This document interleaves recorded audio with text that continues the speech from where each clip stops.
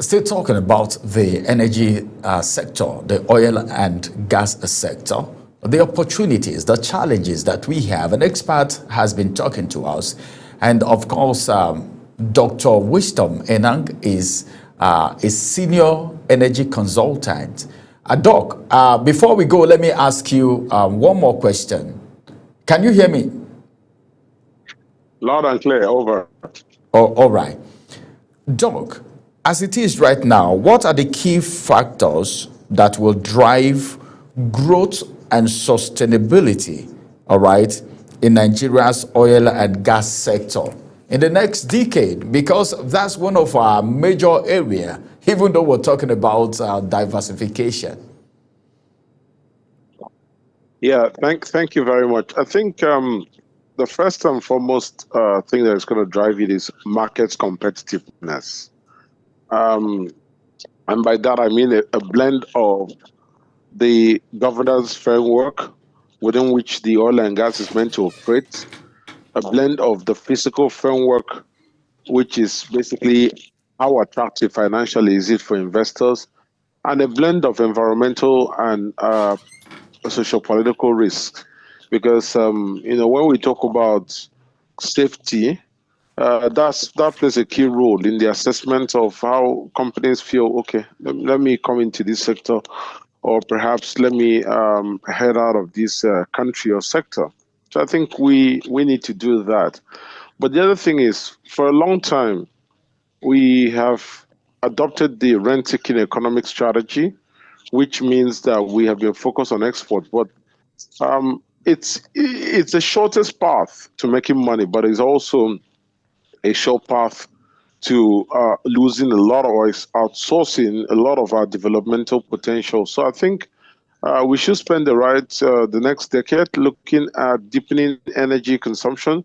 Because think about it this way: you can earn wealth from exportation, although you earn just about 15% of that of the overall potential. The reason is because exploration, production, processing and sales is just 15%. You still have the gas subsectors, the downstream sector, the petrochemicals, and all of that, which make up the other 85%, the midstream as well.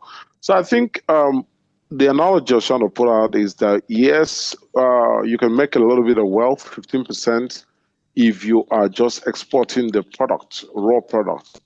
But if you refine and then deepen your consumption of energy, you can have the opportunity to industrialize your economy.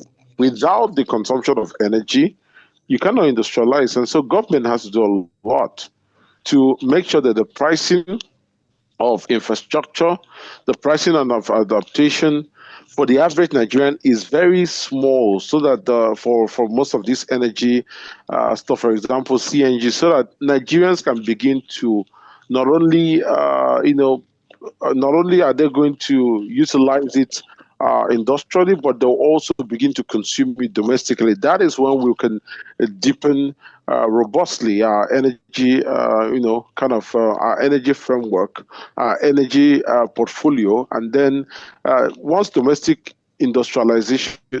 Domestic consumption has been deepened, we will then have domestic industrialization. So that's kind of my core focus. But I think right now we have been drilling, having what we call associated gas from sort of crude production. I think if we want to really go into gas really big, we need to start drilling our gas, wells and all of that. So I think that's the kind of target I'm going to set for the next 10 years for the nation. All right. Thank you very much, Doc, for this analysis, this in-depth information. And of course, this is going to go a long way, all right? Enlightening and, of course, giving our listeners a reasonable direction. Thank you very much for joining us on the conversation this morning, Doctor. All right. Thank you very much. To enjoy the rest of your day and the rest of your week. God bless you. And you too. Bye-bye. Bye-bye. This is the size of the first conversation on Global Morning today. Nigeria oil and gas sector challenges and opportunities for growth. Where is the place of diversification? What about energy transition that is a global concern right now? Are we ripe for it? Well, it has been already explained and brought to the fore by the senior energy consultant, Dr. Wisdom Enang. Let's go to a quick break. After this break, the next conversation will come your way.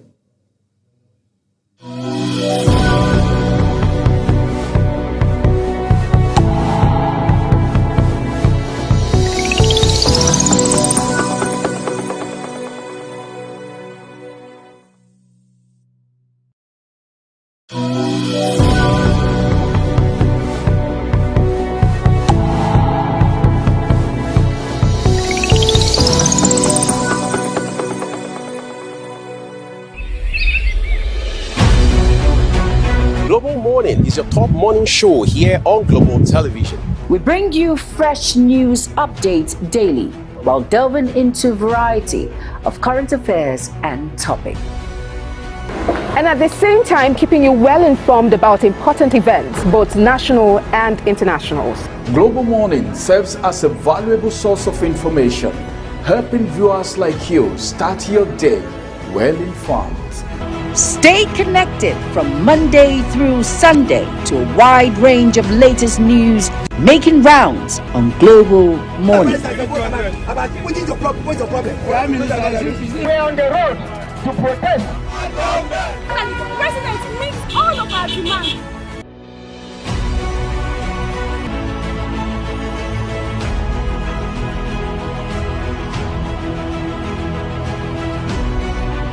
This is Global Morning.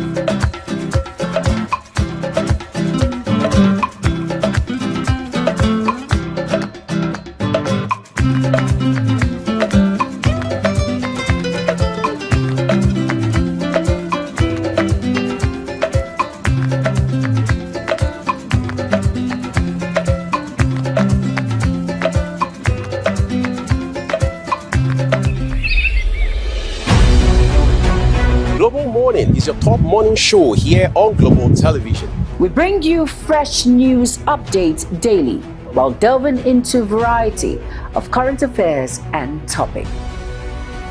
And at the same time, keeping you well informed about important events, both national and internationals. Global Morning serves as a valuable source of information, helping viewers like you start your day well informed. Stay connected from Monday through Sunday to a wide range of latest news making rounds on Global Morning. We're on the road to protest. And the president meets all of our demands.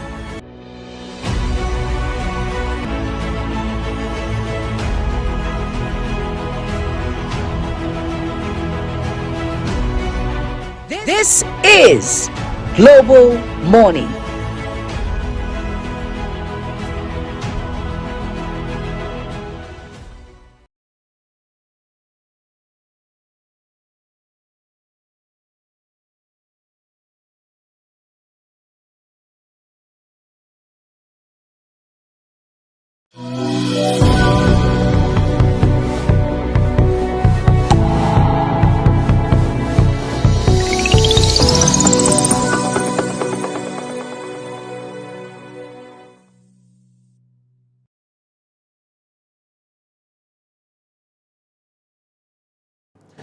The last 25 years and counting, the conversation around the need to strengthen Nigeria's democracy has continued to be increasingly vehement. As a matter of fact, one administration after another, it appears to a large extent the focus is how to deepen the country's democratic experience. However, in the last couple of years, we've seen elements rear their heads as threats to this, if you like, new-found love that Nigeria has been experiencing since 1999. A few weeks ago, there had been reports of a possible coup attempt that failed, and today we realize that that in itself has become one of several talking points in our dear nation. Just about 24 hours ago, news broke that a certain young man who had been tweeting what you might want to call matters of national security has now been charged by the Department of State Services for what they say is not just anti-government, but against the Nigerian state. What exactly are we dealing with for a country that's on the verge, in some sense, of a general cycle of elections, particularly given that the incumbent president himself will, from all indications today, throw his hat in the ring as far as this next round of polls are concerned. To help us find sense in this conversation, I'm joined by Professor Ibrahim Abubakar, is Global Television political and security analyst. Prof, I'd like to say a big thank you to you for coming on the program today. Good morning. Thank you. Thank you. Right, so let's begin by looking at, first of all, this democratic journey that we've been on. You can't have democracy run smoothly, hitch-free, in an atmosphere of rancor, in a situation where insecurity poses so much of threats. At some point, almost an existential threat to the same democratic journey. What exactly is driving this tension that we're dealing with? Oh, well, in several of my discussed on issue related to security, I've talked normally about professionalism. When professionals are not handling some tools of a subject, it becomes a failure. So what they are doing, because they are not professionals, is just eye service. There must be a reason for people to agitate, and there is a reason for racons to happen. And if you want to look at it, the first chapter of the world in administration of human is, first of all, adequate security. And when you provide adequate security, it makes the system run on its own. And when that satisfaction is not there, you start to see how disintegration, disunity, disaffection start creeping in.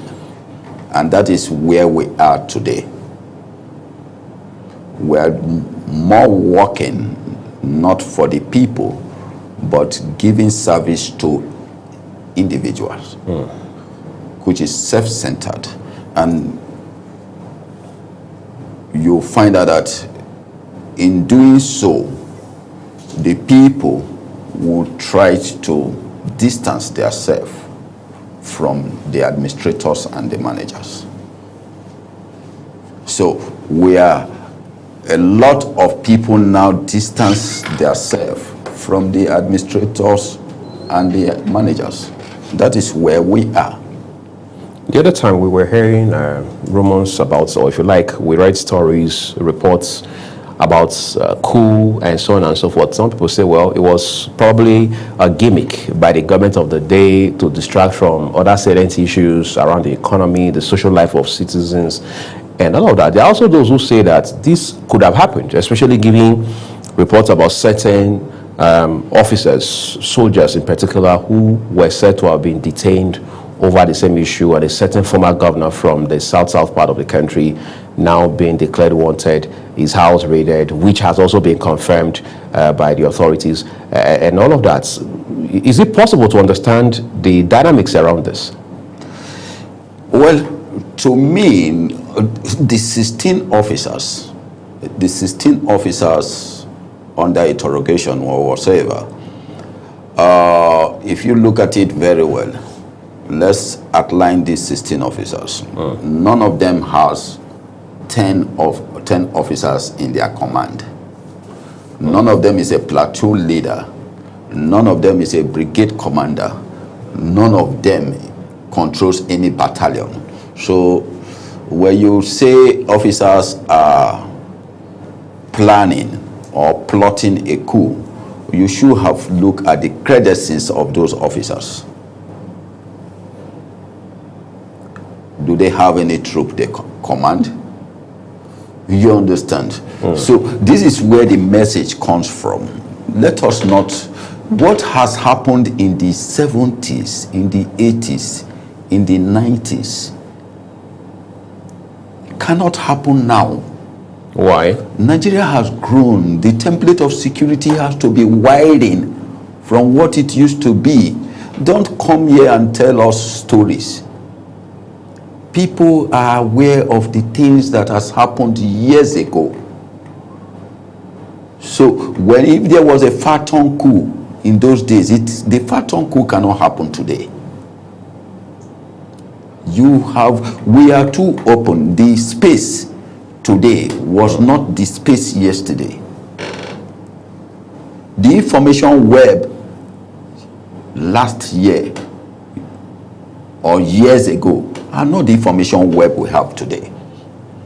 We have to upgrade our systems dramatically to where we want to go to. Now we don't have a destination because they don't have a portfolio to contain what is intelligent information. So they do more of eye service, what we call rebooting services, which disconnect the administrators, the executives from the people. We are disconnecting from the people. They don't know. And that is why a lot of people don't give information to the services. Because you already disconnected yourself from them. A young man has just now been charged for certain things he had posted on social media, saying that the APC, which is obviously the ruling party in Nigeria today, should be removed, saying unprintable things about Nigeria, and of course the DSS has put all of these out as well. When things like that happen, how much of threat does it pose? Are we supposed to be concerned, or simply wave it all off and say, well, it's simply a social media post? To all I have heard, the young man is just 27 years old. And because our security basic principles have not gotten adequate input on psychology, then that is where we are lacking in issues like this. Who is this young man? What is his crowd? What it is rich? What does he have? And it is shocking that it is even the DSS. I don't know. They said the DSS is under the presidency. And this is why we have a lot of duplications. They are secret police. They do information intelligence. Their own is intelligent gathering, dissimulation, and bring it back to the basic actors and operators. The synergy here is 40. The NIA is under Foreign Affairs. The SSS are under the presidency. The police is under the Ministry of Police Affairs. The other sectors, which they call the paramilitary, are under the Internal Affairs. Interior. Then we have the military in defense, and even in defense we now have defense intelligence and military intelligence. So let's look at it. Why all these intelligence protocols, which are organizations? So even in defense we have defense intelligence, we have military intelligence, we have NIA in foreign affairs. Are they supposed to be this way? So where is the synergy? And these are the reasons why I have always been advocating for security laws, and there is no security law anywhere. Then come back again to the National Security Advisor's office. Office of the National Security Advisor. So when you look at these wider groups, how will you scrutinize it? That's where the problem is. So is SSS, are they supposed to gather information, act on intelligence, investigate, and prosecute? In what area are you doing this? You have already exposed yourself. They are not supposed to be known, but they are known everywhere. So in a theater of operations, you are already in difficulties, and the synergy is not an atom of synergy any longer, because everybody is open. So till we have these security laws and placements, modalities, then we will be where we are today. So to the young man, I don't think we call for this drama, but I think the security system now is, every security organization is looking for one reason to create a scene. Of what value is that to Nigerians? Yeah, because if you don't have what to give, you look for one propaganda to cover up. We have more difficult challenges than all this looking for ants where lions and elephants are treading on. So you couldn't see what to do. So you look for one.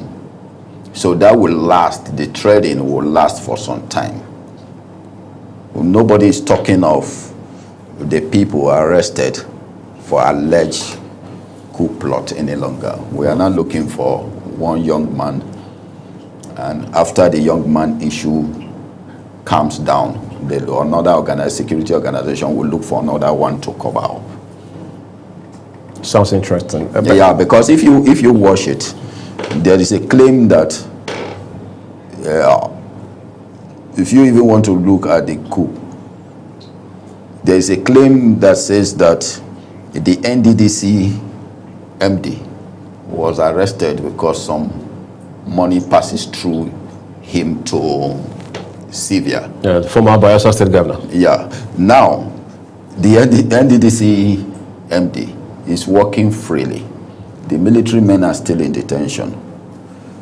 They said they are looking for Sivia, not the military only declaring him wanted. EFCC is already declaring him wanted. For two different issues. Where was the EFCC all this while? No, where were they?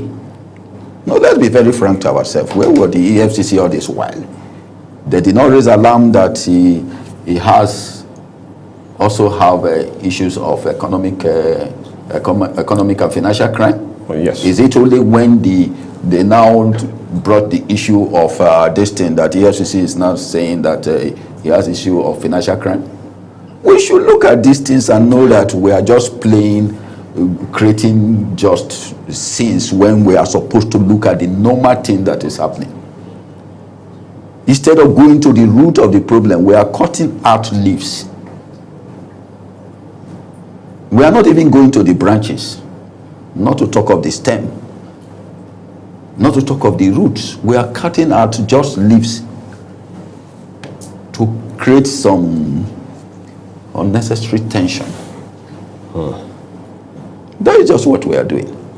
It appears there's so much of tension in the country right now. Just 2 days ago, we saw a video go viral across this country and far beyond of the Minister of the FCT, Nyesom Wike, and a young naval officer in a very heated argument. Much of that heat coming from Mr. Wike himself. There are people who say that that was not only embarrassing, it was also ill-timed, given that at this point in time, we have so much of frail nerves across the country. In other words, things are really heated up. And as such, what we should be focused on at this point as a country and as a people is to see how we can calm nerves and then continue to have stability politically and otherwise in our country. Let's talk about the implication of that development beyond all of the hula baloo we're seeing on the social media. We give appointments to people just because they are close to some certain people, not because of their classifications. We all know who Wike is. But let's look at him as a minister. There was a period I said that when you are being given or being appointed as an executive, you are supposed to go through about 2 weeks or 1 month orientation before you get to your office.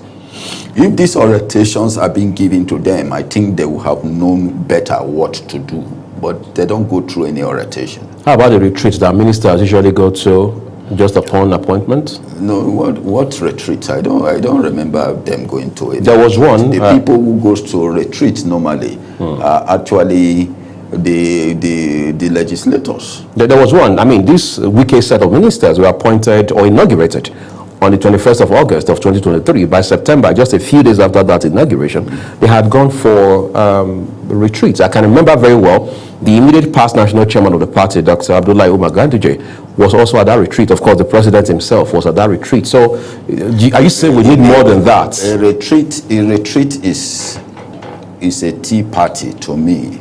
A retreat is not going to vigorous training to know what you are going to do. Is the minister, for example, is he an enforcer? So that was an error? Yes. Is he an enforcer? Is there no delegation of duties in the FCT? A minister is a representative of Mr. President, running Mr. President's agenda in various sectors. A minister is not an enforcer. That is one. Two, we should know that we should demarcate the rules of civilians and the military.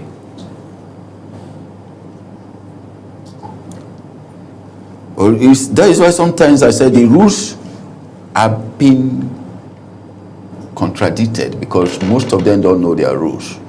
The Nigerian Security Civil Defense Corps were actually brought in by Obasanjo because we were coming from military rule into civilian rule, and they are supposed to be an intermediary between the military and the civilians.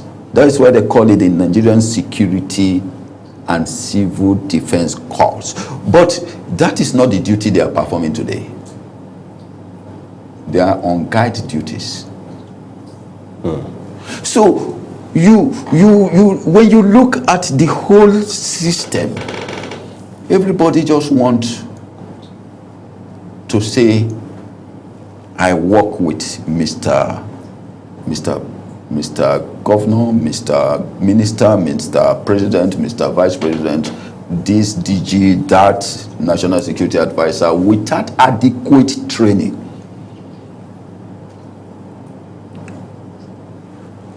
The security advisor of Wike, the security details of Wike are supposed to be reprimanded because they are supposed to tell him, sir, let's have a retreat honorably. The military are here. The issue of Wike is, the problem Wike is arrogant, boastful, and pompous. And it does not exercise decorum. The military goes with, the civilians goes with rules and laws. The military goes with honorable orders. These are two different things. The military are defenders. So you must know the military very well. Anywhere in the world, you should know that a uniformed person is a persona non grata.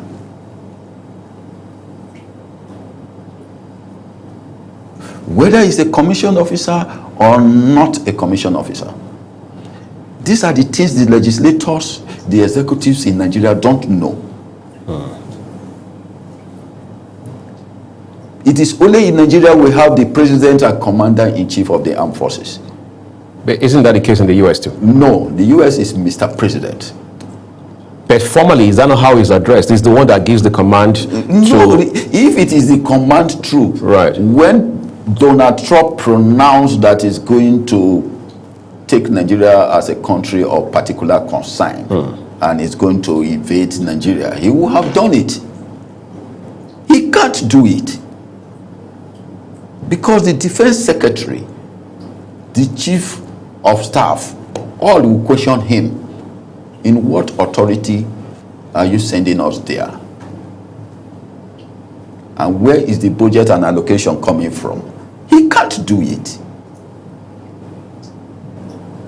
But if Nigeria were to tow that same path, I mean, if you switched places, that also will be the standard procedure for us as well. No, he's the commander-in-chief of armed forces. So if that is the procedure, they won't have raid OD.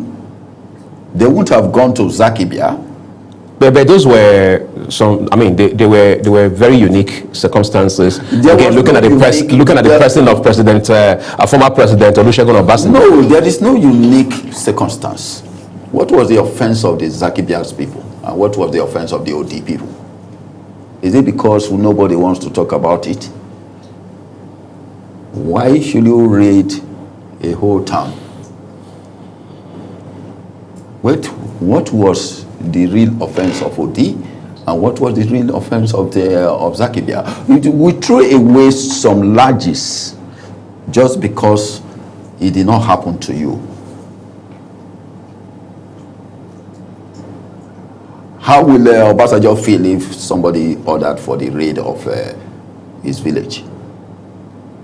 How? With civilian casualties and everywhere. Is it because we don't prosecute anybody? So that is what we are talking of. We carry so many weights because we don't know military history, we don't know defense mechanisms, we don't know the military operations, we don't know the strategies, we don't know the order protocols. There's an order of protocol, and there's an order of ejection, there's order of varieties. There is different procedures to this.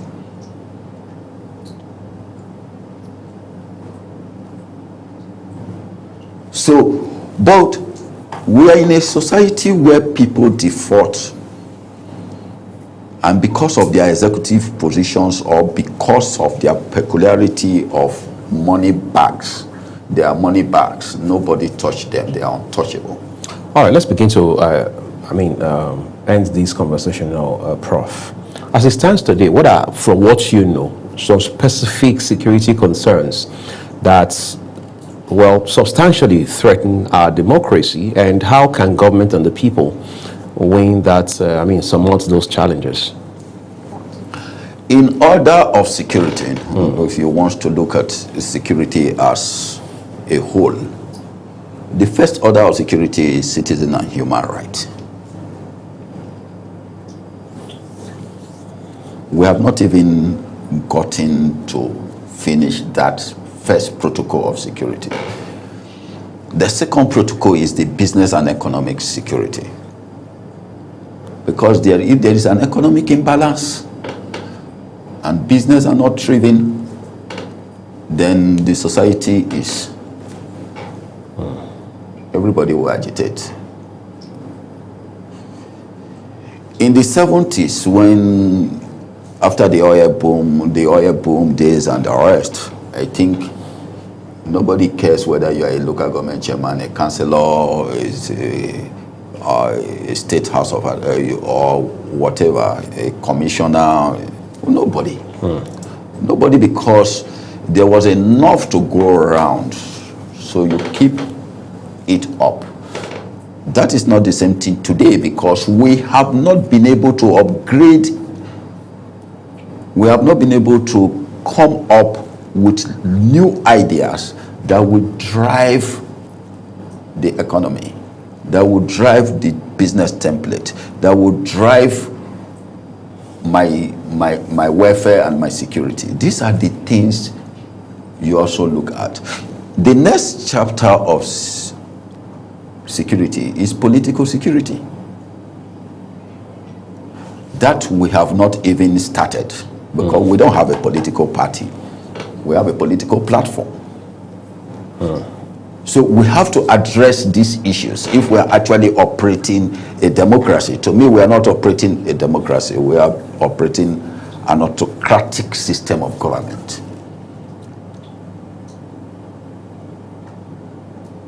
That sounds serious. Interfacing it with the name democracy to bury up our shames. As it stands today, there are people who believe that what Nigeria should do with the U.S. right now is not to be confrontational. Of course, the Nigerian government has said repeatedly that political and diplomatic channels have been opened so there can be effective engagement with the United States. However, there are also those who are saying we should be humble enough to ask for help from the U.S. How much of help should we be asking for, and what kind of help? In 1 minute. I have said it severally that Nigeria is a nation, not an independent nation. So we're not a sovereign state, is that what it means? We are not a sovereign state. Quote me anywhere. We are not a sovereign state. until we become sovereign states, become an independent nation, people will still actually say we need help and somebody elsewhere should come and assist us. Is that an aberration? We buy foreign things that are for security use that are actually coded by them, which we don't have any authority over. So all our information still go back to them. So they have more information than we do. Where do we buy our wares from? So why can't we see that we have technologists, we have engineers, we have scientists in Nigeria that will see that and build our system for us? Whether they are going to call them inferior, everything leaves inferior to superior. In everything we have in the world, even in our personal relationships, even relationships with our spouse, it is two people. Relationship is actually building imperfection to perfection. Even Americans did not get it right in 1772, 74. They have not even gotten it right till today. But they have improved significantly. So why can't we start with our inferiority? And continue to make progress. And make progress. But because we don't have a template. Incidentally, Prof, I am afraid that this is the much time would allow us talk about on the program. But again, I will keep an eye out to see where this development is heading. We would like to appreciate you for your time and all of the thoughts that you shared on the program today. We're taking a break now, everyone. When we return, my colleague Ramsey and I will wrap up Global Morning for you. Do stay with us. Thank you.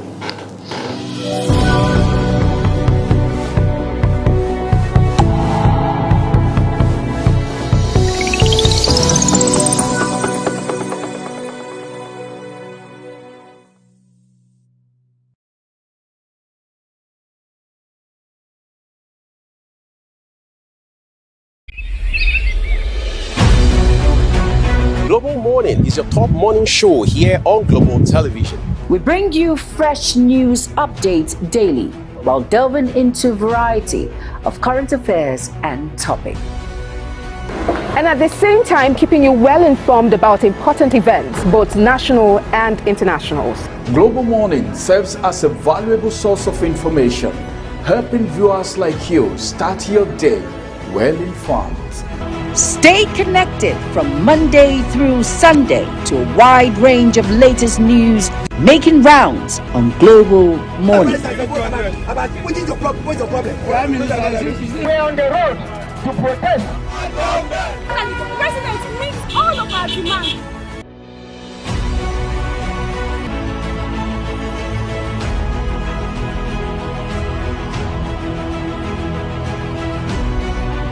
This is Global Morning.